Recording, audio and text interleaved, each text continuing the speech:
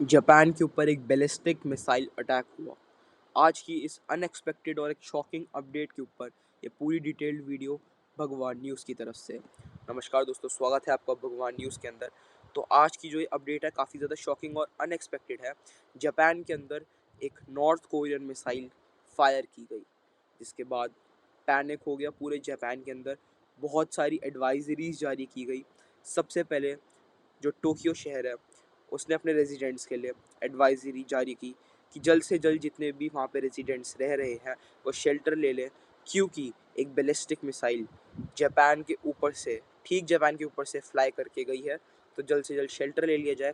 साथ में यूएस ने इशू करा एक एडवाइजरी अपने सिटीजन्स को कि एक बहुत बड़ी मेजर एस्केलेशन होने वाली है पैसिफिक ओशन के अंदर, यानी पैसिफिक ओशन में कुछ ना कुछ दिक्कत होने वाली है। तो ये एक एडवाइजरी जारी कर दी गई। तो ऐसा क्यों हुआ? अब आते हैं मेन कारण पे। नॉर्थ कोरिया ने एक intermediate range ballistic missile Japan के ऊपर से फायर करी। मतलब नॉर्थ कोरिया ने जापान के ऊपर से एक मिसाइल को फायर किया, और उस मिसाइल को फायर करने के बाद, जैसा आप इस मैप में देख सकते हैं कि नॉर्थ कोरिया से जो जापान की दूरी है वो ज़्यादा दूर नहीं है। तो जापान के ऊपर से वो मिसाइल होके गई है और वो लैंड करी है पैसिफिक ओशन के अंदर। तो इसीलिए ये जितनी भी एडवाइजरीज हैं ये दी गई थी। और इंटरमीडिएट रेंज बैलिस्टिक मिसाइल कोई छोटी बात नहीं है, क्योंकि बैलिस्टिक मिसाइल का मतलब ही ये होता है कि एक नॉर्मल वर्किंग मिसाइल जो कि हार्म पहुंचाती है, एक मिसाइल और एक न्यूक्लियर वॉरहेड, यानी एक न्यूक्लियर मिसाइल और एक नॉर्मल मिसाइल के ऑलमोस्ट एक बीच का कॉम्बिनेशन होता है, जो कि एक जितना एक न्यूक्लियर मिसाइल नुकसान करता है उससे थोड़ा ही कम करता है। और एक नॉर्मल मिसाइल के द्वारा ही, मतलब नॉर्मल मिसाइल की तरह ही ये वर्क करता है, लॉन्च किया जाता है। लेकिन एक न्यूक्लियर मिसाइल जितना ये नुकसान करने का दम रखता है, यह बैलिस्टिक मिसाइल। तो जितने भी जापान के सिटीजन्स हैं वो कंसर्न थे, और सबसे ज़्यादा जो कंसर्न थे वो थे जापान के डिप्लोमेसीज, जापान के जितने भी जुडिशरीज हैं और उनके प्राइम मिनिस्टर हैं। तो वो जब उन्होंने इस बारे में बात की कि रेजिडेंट्स को जल्द से जल्द शेल्टर्स दिए जाएँ, शेल्टर में शिफ्ट हो जाए, और फिर उसके बाद जब उन्होंने बाद में इसके बारे में अनाउंसमेंट करी, तो ये बताया गया कि जो जो जापान का मिसाइल अलर्ट सिस्टम है उसे वार्निंग मिली थी आज सुबह ठीक 7:29 AM पे। मतलब ये वीडियो कल पब्लिश होगी। तो ये जो अपडेट है ये मतलब 4th of October की है। एंड 4th of October को ये 7:29 AM in the morning Japan के जो सिस्टम्स है वो एक्टिवेट हुए, और उन्होंने ये सिग्नल दिया कि जापान के ऊपर से, जापान के फ्लाई जोन के ऊपर से एक मिसाइल निकल रही है। एंड वो मिसाइल कहाँ से आई है? तो 7:29 AM को ये रिपोर्ट जापान के मिलिट्री के पास, वहाँ पे जो वर्किंग ऑफिसर्स हैं उनके पास पहुँची थी। फिर जापान मीडिया ने भी ये अलर्ट इशू करा था कि दो नॉर्दर्न रीजन्स, जो जापान के दो नॉर्दर्न रीजन्स हैं, हकाइडो और अमोरियो, शायद मैंने नाम गलत ले लिए हैं, हकाइडो और एमोरी एमोरी है रीजन, हकाडो और एमोरी रीजन्स, इनके अंदर जो इसके ऊपर से जो मेनली वो जो मिसाइल है वो निकलने वाली है। उसके बाद जितनी भी ट्रेन सर्विसेज थी वो भी रोक दी गई हैं, और मतलब उस समय पे वहाँ पे जितनी भी ट्रेन सर्विसेज थी वो रोक दी गई थी। और पीएम ऑफिस ने ये कहा था कि ये जो मिसाइल है ये नॉर्थ कोरियन मिसाइल है, जो कि जापान के ऊपर से होके फाइनली चली गई है। फिर इसके बाद जो जापानीज प्राइम मिनिस्टर हैं फूमियो किशिदा, उन्होंने भी किम जोंग उन के इस एक्ट को कहा कि ये जो एक्ट है ये बहुत ज़्यादा आउटरेजिंग एक्ट है, और ये जो एक्ट है ये गलत हुआ कि नॉर्थ कोरियन जो डिक्टेटर है किम जोंग उन, उनके द्वारा एक बहुत ही गलत स्टेप लिया गया, और एक बहुत ही गुस्सा दिलाने वाला ये जो एक्ट है ये था। और इसके बाद जो उनके प्राइम मिनिस्टर हैं उनकी तरफ से पूरा ब्रीफिंग हुई, तो उन्होंने कहा कि, उन्होंने उनके जो वर्ड्स थे स्पेसिफिकली मैं आपको वो पढ़ के बता देता हूँ। उन्होंने कहा north Korea is believed to have launched a ballistic missile, and a ballistic missile is believed to have passed over our country and fallen in the Pacific Ocean. फिर उन्होंने कहा this is an act of violence following recent repeated launches of ballistic missiles, we strongly condemn this.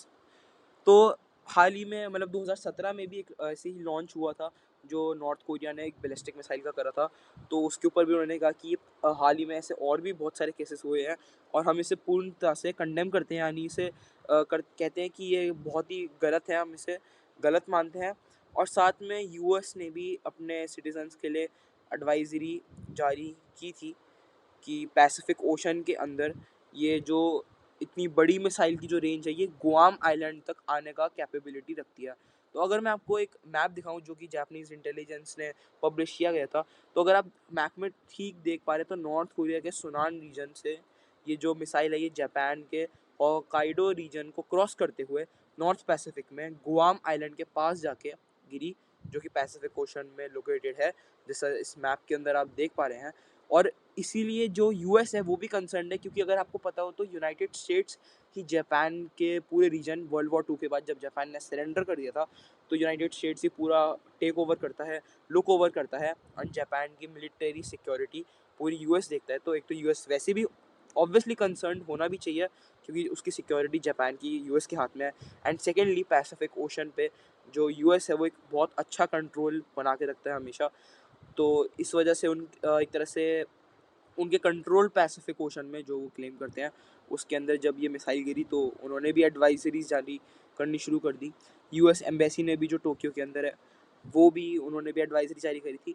और अब जो researchers हैं वो ये बता रहे हैं कि इसका मतलब मिसाइल जो है वो कैपेबल है एक बहुत बड़ी टेरिटरी जो इसने क्रॉस करी है, ये बहुत ज़्यादा कैपेबल बैलिस्टिक मिसाइल है जो नॉर्थ कोरिया ने टेस्ट करी है। तो नॉर्थ कोरिया के हाथ में गलत टेक्नोलॉजी लग रही है, क्योंकि ऑब्वियसली वो जब भी इसका इस्तेमाल करेंगे तो, क्योंकि नॉर्थ कोरिया के किसी भी देश से इतने अच्छे रिलेशन नहीं है, तो गलत चीज़ में ही ज़्यादातर इसका इस्तेमाल होगा।